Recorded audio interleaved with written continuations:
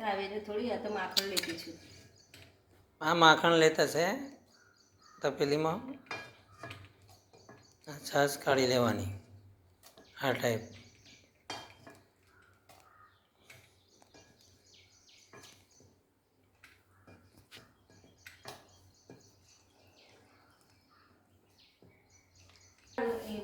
હા છે ને તે આ મૂક્યું છે ગેસ પર મીડિયમ તાપ પર જોઈ લો.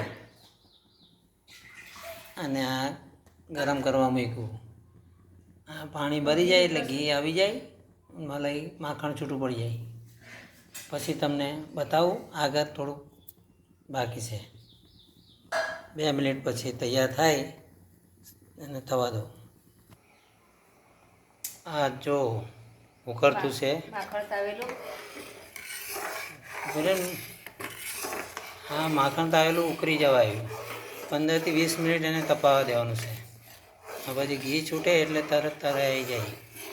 પછી તૈયાર થાય એટલે મેં કાઢીને બતાવું. જો આ મલાઈ માખણ ભરી ગયું અને આમ ઘી તૈયાર થવા આવ્યું. એને તો 20-30 મિનિટ જેવું લાગે. 2 કિલો જેવું હતું મલાઈ, એટલા માટે આટલું ઘી નીકળશે 500 ગ્રામ વત્તા એની દહીં આદર રાખવાનું. મલાઈ નાખો તો અઠવાડિયા સુધી હલાયા કરવાનું અને મૂકી રાખવાનું અઠવાડિયું. પછી ભેગી થાય 1-1 લીટર દૂધ લાવતા જે લાવતા એમાં થોડી કાઢો અને આ બનાવો. એટલી મલાઈનું બી થાય. 1 ટાઈમમાં તમને બતાવીશું.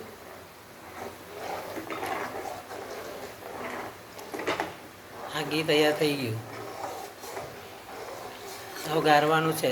ગાળણીથી ગાળી લે. જોઈ લો તેલ બધું છૂટી ગયું ઘી માખણમાંથી. એકદમ ચોખ્ખું ને પ્યોર ઘરનું, કોઈ મિલાવટ નહીં, કોઈ કશું નહીં. સેહત માટે સારું. ખાઓ, હાડકાં મજબૂત થાય, શરીર સારું રહે, તંદુરસ્તી રહે. ચાલો તૈયાર થઈ ગયું.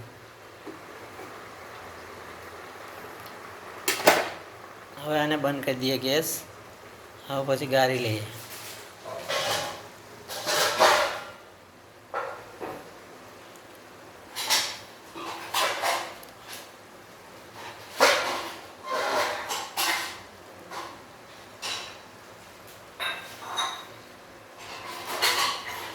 चल जल्दी नहीं करते.